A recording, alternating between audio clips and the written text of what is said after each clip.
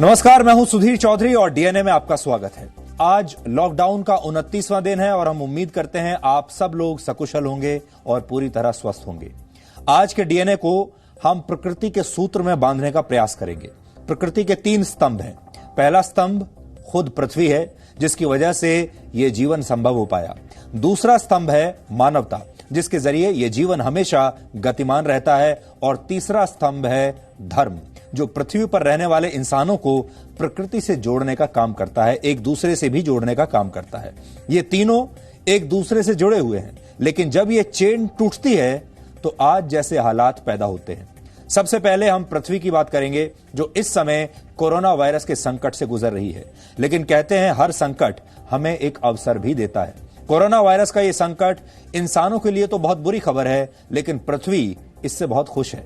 आज पूरी दुनिया को अर्थ डे यानी पृथ्वी दिवस मनाते हुए 50 वर्ष पूरे हो गए हैं। इस दौरान करोड़ों लोग पृथ्वी को बचाने के लिए सड़कों पर उतरे। हर वर्ष आज के दिन बड़े बड़े सेमिनार होते हैं, जागरूकता अभियान चलाए जाते हैं, प्रदर्शन भी किए जाते हैं, लेकिन इससे पृथ्वी को कभी कोई फायदा नहीं हुआ। लेकिन आज जब दुनिया की आधी आबादी जबरदस्ती अपने घरों में बंद है, तब पृथ्वी अपने पुराने स्वरूप में वापस लौटने लगी है।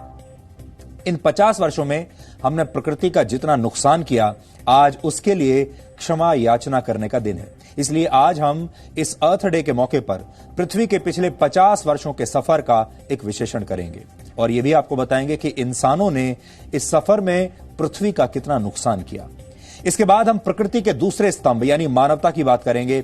हमारे देश में कुछ लोग अपनी जान की बाजी लगाकर दूसरों का जीवन बचा रहे हैं, लेकिन एक खास विचारधारा के लोग इन्हीं की जान के दुश्मन बन गए हैं। डॉक्टरों को बचाने के लिए आज सरकार ने एक बहुत अच्छा काम किया है। सरकार ने एपिडेमिक एक्ट में एक बड़ा बदलाव किया है।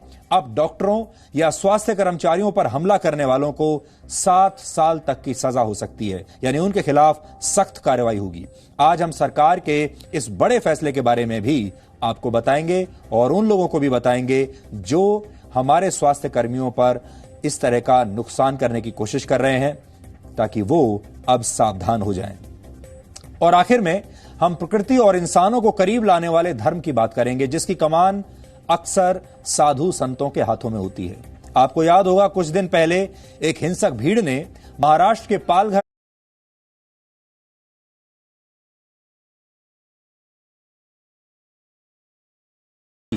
अब इस पर ना तो कोई बात कर रहा है, ना ही कोई विरोध प्रदर्शन कर रहा है, ना किसी ने अपने अवार्ड वापस किए हैं, ना किसी को यह लगा कि संविधान खतरे में है, ना किसी को यह लगा कि लोकतंत्र खतरे में है।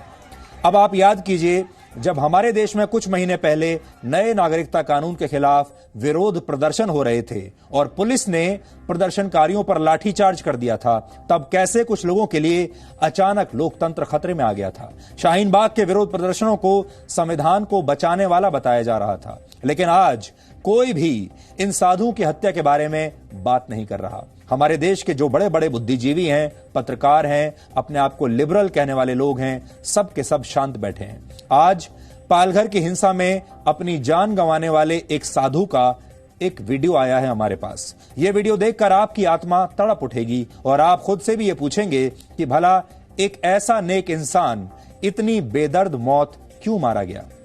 लेकिन सबसे पहले आज की तमाम बड़ी खबरें नॉनस्टॉप न्यूज में।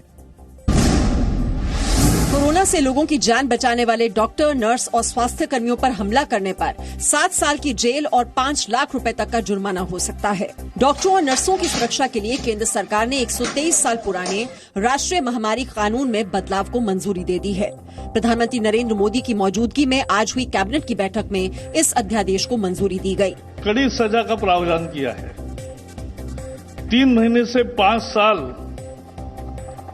सजा हो सकती है अगर इस पर हमले हुए या कोई नुकसान किया, और 50,000 से 2 लाख रुपए तक का जुर्माना देना पड़ सकता है।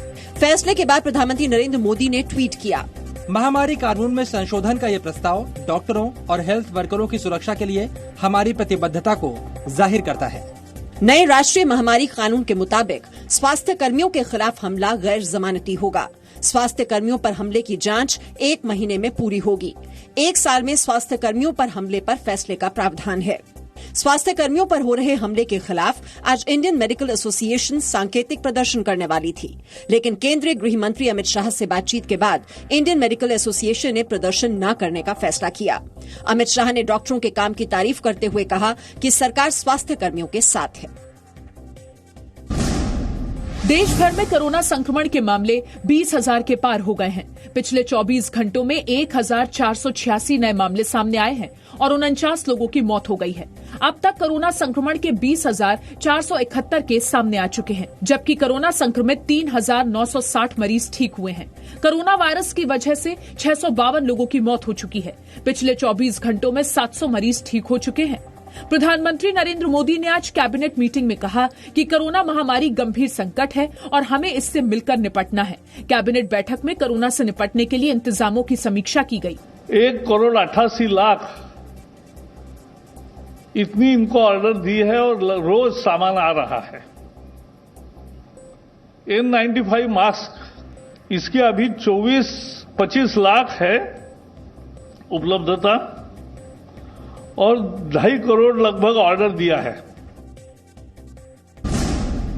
कोरोना के हालात और लॉकडाउन को लेकर प्रधानमंत्री मोदी 27 अप्रैल को सभी मुख्यमंत्रियों से वीडियो कॉन्फ्रेंसिंग करेंगे और फीडबैक लेंगे। प्रधानमंत्री का मुख्यमंत्रियों से ये तीसरा संवाद होगा। राजस्थान के मुख्यमंत्री अशोक गहलोत ने कहा है कि प्रधानमंत्री से चर्चा में प्रवासी मजदूरों का मुद्दा सबसे अहम होगा। 24 अप्रैल को प्रधानमंत्री देश भर की ग्राम पंचायतों से संवाद करेंगे। प्रधानमंत्री मोदी ने आज उत्तर प्रदेश के कुशीनगर के 106 साल के पूर्व विधायक नारायण जी से फोन पर बात की। इससे पहले प्रधानमंत्री मोदी ने गुजरात के 99 साल के पूर्व विधायक रत्नाभाई थुम्मर से भी बात की थी। कोरोना से लड़ाई में माइक्रोसॉफ्ट के को फाउंडर बिल गेट्स ने प्रधानमंत्री मोदी की लीडरशिप की तारीफ की है। बिल गेट्स ने प्रधानमंत्री मोदी को चिट्ठी लिखकर कहा है कि भारत में कोरोना संक्रमण रोकने के लिए हम आपके नेतृत्व और आपकी सरकार के कामों की सराहना करते हैं। भारत के लोगों ने लॉकडाउन का अच्छे ढंग से पालन किया है। देश की राजधानी दिल्ली में कोरोना संक्रमितों की संख्या बढ़कर 2,156 हो गई है। कोरोना संक्रमण से दिल्ली में अब तक 47 लोगों की मौत हुई है, जबकि 611 मरीज ठीक हुए हैं। दिल्ली में कोरोना संक्रमण के 27 मरीज आईसीयू में हैं। 28% ठीक हो चुके हैं लोग। अभी जो बचे हुए लोग हैं 1498, 72% लोग अभी एक्टिवली जिसे कह सकते हैं एक्टिव हैं। और जो जितने पेशेंट हैं उसमें से 27 पेशेंट आईसीयू में और 5 वेंटिलेटर पे। दिल्ली पुलिस की स्पेशल सेल में तैनात एक हेड कांस्टेबल आज कोरोना पॉजिटिव पाया गया, जिसके बाद स्पेशल सेल में तैनात 71 पुलिसकर्मियों को क्वारंटीन में भेज दिया गया है। नागरिक उड्डयन मंत्रालय का एक कर्मचारी भी कोरोना वायरस से संक्रमित मिला है। इसके बाद नई दिल्ली नगर निगम ने राजीव गांधी भवन स्थित उड्डयन मंत्रालय के बी विंग को सील कर दिया है। दिल्ली सरकार ने फील्ड में काम करने वाले मीडिया कर्मियों की कोरोना जांच के लिए कोविड टेस्टिंग सेंटर बनाया है, जिसमें आज कई मीडिया कर्मियों की जांच की गई। तबलीगी जमात के मौलाना साद और निजामुद्दीन मरकज को मिलने वाली फंडिंग की जांच तेज हो गई है।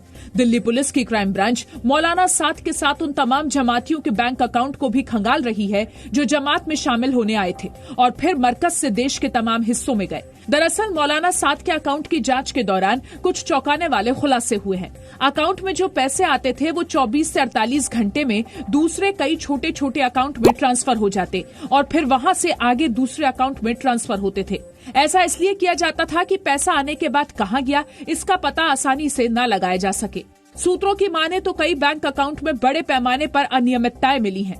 इसमें बड़ी साजिश का अंदेशा भी है।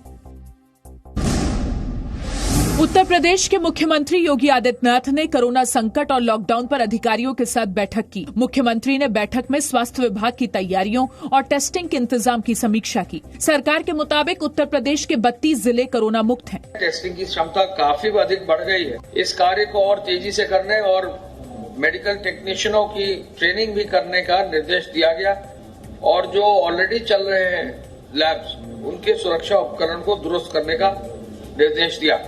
उत्तर प्रदेश में कोरोना संक्रमण के मामले बढ़कर 1,412 हो गए हैं। वहीं कोरोना संक्रमण से प्रदेश में 21 लोगों की मौत हुई है। यूपी में कुल 165 मरीज अब तक पूरी तरह से ठीक हो चुके हैं। लॉकडाउन के बीच उत्तर प्रदेश के अलीगढ़ में आज 2 गुटों में विवाद हो गया। सब्जी बेचने को लेकर हुए विवाद के बाद मौके पर पहुंची पुलिस टीम पर भी पथराव किया गया। पुलिस ने जल्द ही हालात पर काबू पा लिया। डीएम ने लोगों से अफवाह न फैलाने की अपील की है। लखनऊ में भी गश्त के लिए निकली पुलिस टीम के साथ लोगों की कहासुनी हुई। पश्चिम बंगाल के नॉर्थ 24 परगना जिले में पुलिस और स्थानीय लोगों के बीच झड़प हो गई। यहाँ के बशीरहाट में लोग राहत सामग्री की मांग को लेकर सड़क पर बैठे थे, जिनको हटाने पहुंची पुलिस पर लोगों ने पथराव कर दिया। हमले में 4 पुलिस वालों के घायल होने के बाद पुलिस ने लाठीचार्ज किया और कई प्रदर्शनकारियों को गिरफ्तार किया है। महाराष्ट्र के पालघर में 2 साधुओं समेत 3 लोगों की हत्या के मामले में ड्रोन की मदद से जंगल में छिपे 300 आरोपियों की तलाश की जा रही है। पुलिस ने गिरफ्तार किए गए 101 लोगों की सूची जारी की है। महाराष्ट्र के गृह मंत्री अनिल देशमुख ने कहा है कि आरोपियों में कोई भी मुस्लिम नहीं है। पण अशा परिस्थितीत सुद्धा काही लोक मुंगेरी लाल के हसीन सपने पालन करतायत। महाराष्ट्र के पूर्व पुलिस कमिश्नर और बीजेपी सांसद डॉक्टर सत्यपाल सिंह ने कहा है कि पालघर में छद्म रूप से सेवा और लालच को हथियार बनाकर धर्म परिवर्तन कराने की साजिशें चालू हैं। साधुओं को चोर बताकर मारने के लिए ग्रामीणों को किसने भड़काया, ये पता लगाना जरूरी है। डॉक्टर सत्यपाल सिंह इस इलाके के आईजी भी रह चुके हैं। इस बीच देश भर में साधुओं की हत्या का विरोध जारी है। दिल्ली से बीजेपी सांसद प्रवेश वर्मा ने संतों की हत्या के विरोध में अपने बाल मुड़वा लिए हैं। लॉकडाउन के समय में मैंने हिंदू रिवाजों के अनुसार अपने बाल उतार कर उन सत महात्माओं को अपनी श्रद्धांजलि दे रहा हूं। पालघर आदिवासी क्षेत्र में धर्म परिवर्तन की बहुत सारी घटनाएं इससे पहले भी सामने आई हैं। इसके पीछे कौन कौन से शख्स हैं, क्या क्या इसके पीछे, हत्या के पीछे क्या क्या मकसद है, उसकी भी जांच देश के सामने आनी चाहिए। दिल्ली दंगों की साजिश रचने के आरोप में जेएनयू के पूर्व छात्र उमर खालिद के खिलाफ केस दर्ज किया गया है। आरोप है कि खालिद ने दंगों से पहले दिल्ली के कई इलाकों में भड़काऊ भाषण दिए थे। पुलिस जल्द ही खालिद के खिलाफ गैर कानूनी गतिविधि रोकथाम अधिनियम के तहत कार्रवाई कर सकती है। दिल्ली दंगों के आरोपी और आम आदमी पार्टी से निलंबित पार्षद ताहिर हुसैन के खिलाफ पुलिस ने यूएपीए के तहत कार्रवाई की है। ताहिर को दिल्ली पुलिस स्पेशल सेल ने चांदबाग हिंसा और आईबी कर्मचारी अंकित की हत्या के आरोप में गिरफ्तार किया था। दंगों की जांच कर रही दिल्ली पुलिस की स्पेशल सेल इस बात का पता लगा रही है कि किसने साजिश रची थी और फंडिंग कहां से हुई। स्पेशल सेल की 5 टीम जांच में जुटी है। उमर खालिद पर कार्रवाई से पहले पुलिस ने जामिया और दिल्ली विश्वविद्यालय के कुछ पूर्व छात्रों को गिरफ्तार किया था।